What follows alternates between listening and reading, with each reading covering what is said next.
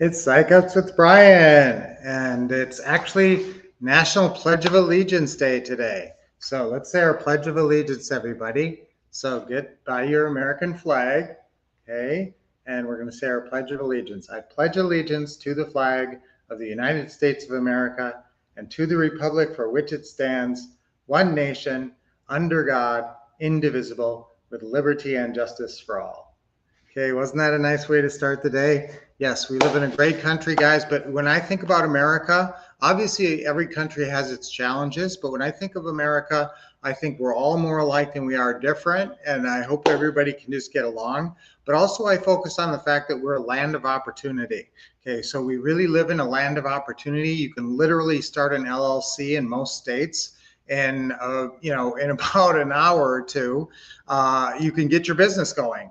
All right. So do you remember the steps? If you have not formed your LLCs yet, especially for your real estate investing business, it's a very easy process. And to get going in this land of opportunity, all you do is you go on your Secretary of State's website for your state and you link to the Corporate Commission website, or you can go directly to the Corporate Commission website, but don't get sidetracked onto some website that's trying to sell you an LLC. Make sure it says your state, corporate commission .gov is what you're looking for. Go on there, find the button that says start an LLC. They'll ask you to put in your name and make sure it's available. And if it's available, pretty much you put your credit card information in there and you got an LLC. So you download your articles of organization. When you pay your $50 or $100, it's like more expensive in California. It's like 5 times that, but California is expensive and they have yearly fees. So that's kind of a hassle too.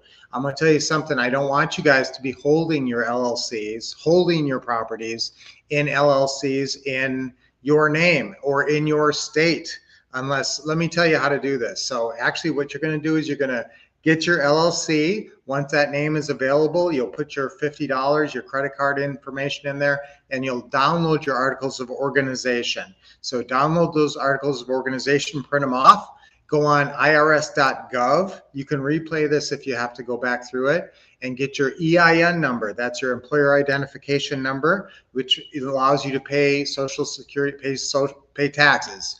And obviously they won't even let you start a bank account unless you have an EIN number. So get an EIN number off irs.gov. It's quick and easy, and you need your articles of organization. And then you take those articles and you take your new EIN number and your ID down to the bank and you say, I want to open a business checking account, and you're golden. You are in business. Get the big checks that you have to tear out of the check ledger, and don't have them start you at check 0001. Start at check 1050. Ask them to do that for you. And then that's it, guys. You are in business. So we live in a land of opportunity. The Pledge of Allegiance, I always like to start with that. So that's awesome today. Okay. Now, I also wanted to talk about buying properties on lease purchase. Actually, Jennifer and Charles are working on a double deal where they're buying one property with regular seller financing. Now, what's the document that enables you to buy a property with seller financing? The purchase and sales agreement, the standard purchase and sales agreement. If you buy a property subject to, you don't need any other paperwork than what's in there. Okay, that is the only document that shows that you are buying the property and you are responsible for making those payments. And there's nothing in that document that says I'm making your payments, other than where it says 1G, amount of mortgage debt to be taken subject to, and then you write that number. Okay, so when it says subject to, it's assumed that you are going to start making the payments. That's the idea of subject to, although it's not defined within that document. So now that's great, and that document is worded beautifully, and I have a really nice version in letter size that makes it easy to work with. But there's another document that you need, and that's called the lease with option agreement. Now there's two. Remember, you're going to sell on lease option, but when you're buying on lease option, you don't use the same paperwork. When you're selling on lease option, you use the residential, you use the lease agreement. Okay, residential lease agreement. Then that's like the long form. It's like 3 pages long letter size, but it's pretty long. But that doesn't have any, behind that, there's a thing called the lease rider. And on the lease rider, which is a little one-page form, that's where you put in the length of the lease and the amount of the monthly payment. Okay. Then there's another agreement called the purchase option agreement, and that's where you put what the option price is, and that's where you put what the option deposit amount is. So that's the documents that you use to sell, okay, to put somebody into one of your houses on a lease purchase. It's the lease agreement, the lease rider, and the purchase option agreement.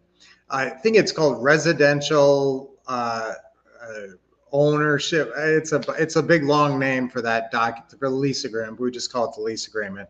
Now, when you're buying, so there are some reasons to buy on a lease option.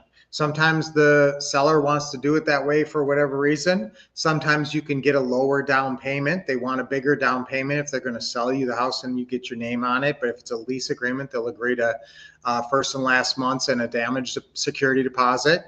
So that's great. Or sometimes to avoid paying big closing costs. If the house is a $300,000 house and you have 3% closing costs, you're going to pay $9,000 to own that house. It's easier sometimes to take it over as a lease purchase, and just then it's a lot cheaper. You can basically, have ownership rights. I mean, not ownership, but actual, tenancy rights on that property, occupancy rights for about $300 if you sign through an attorney. Okay. So again, there's one document that does not mention in our lease agreement when we're selling on a lease option. The lease agreement doesn't mention that they also have an option to buy. Okay. But when you buy on a lease option, it's all in one document. So make sure when you're buying on a lease option, it says lease with option agreement on the top. That's the one you want to use for that. Okay. So that's just the paperwork, and that's a smart way to go. Sometimes, like I said, there's a few reasons to do it. The other reason to do it is that the seller's freaked out about the due on sale clause. Every once in a while, you get some super thinker brain who's heard about the due on sale clause. They've read about it, and they think, oh, for sure the mortgage company is going to foreclose on us if they hear about this. And obviously, they don't hear about it because you send a lender letter. This is important. One of the documents that you sign with any seller that has a mortgage is the lender letter that goes to the lender and lets them know that all future correspondence should go to you as the management company. Okay. You're not telling them you're buying the property. It doesn't say we're owning the property. You're just saying that the seller is saying to the mortgage company that this person's going to be managing the property from now on. Okay. So that's how that works. All right, so covered a lot of different things there. Jennifer, good morning. Happy Monday. I still have a little bit of a black eye, you guys, from pickleball, if you noticed that. Morning, Charles. Happy Monday. Serene Night Skyline. Oh, yeah, going to rewatch this. Yeah, now, whenever I go in depth, sometimes I don't take a ton of time. But if you need any specific instruction on anything, also, you can always ask me questions on stuff. Good morning, Caleb. Yay. So another thing I'm telling and talking about with sellers on the phone right now and with folks is that we're back to school and let's get things done, and people, summer's over. I've said summer's over on the phone a bunch lately. Somehow that just gets people more focused on getting stuff done, getting the deal done, getting the house sold.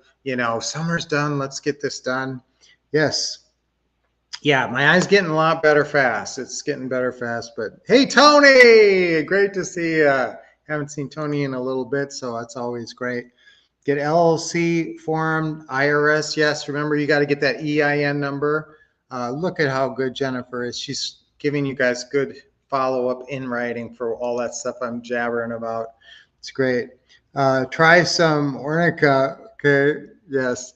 It's just a little last bruising here that's going away. Isabel, yay, you're here. Okay, so guys, that's what I wanted to touch on today. And it is true that we are back to work for a lot of folks. Their kids, there's a lot of people who have kids.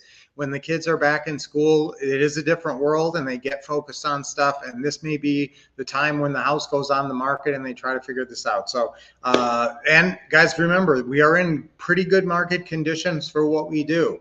If the rates were down at 3 and 4%, these houses would be flying off the shelves, but we've got some motivated sellers out there. You got some flexibility in the marketplace. You got some sellers their house is languishing on the market and they're motivated to sell and they are open to monthly payments. That's how we pitch it. We don't say, let's do seller financing, or I'm going to buy your house subject to. You don't say that. You just say, how would you be open to monthly payments? Those two words, monthly payments. Anybody who says maybe, bingo, that's your huckleberry. Okay, so monthly payments is the key. All right, so great day today. Let's have a great week. There's a lot of cool days of the day. I talk about check a day sometimes.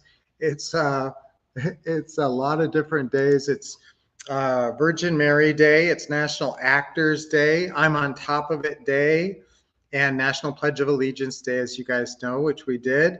It's Pardon Day. It's Pediatric Nurses Day, which, my daughter was. Star Trek. Now she doesn't do that. Star Trek Day. Look at all those things. World Physical Therapy Day.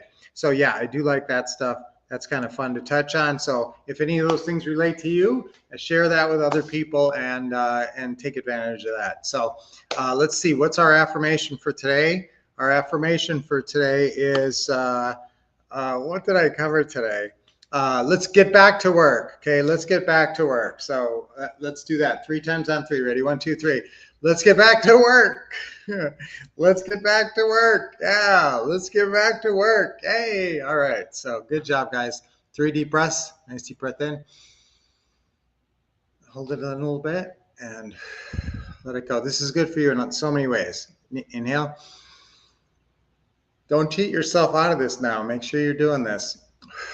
This is very impactful. And do it several times during the day. It's very refreshing. One more. Real deep. It's good to hold it a little bit and then exhale and loosen up. All right, awesome. Okay, guys, so let's have a great week. Let me know if you guys need anything. Stay in touch. And until I see you on Friday, keep expecting success, getting awesome training from the Wolf Couple, and taking action.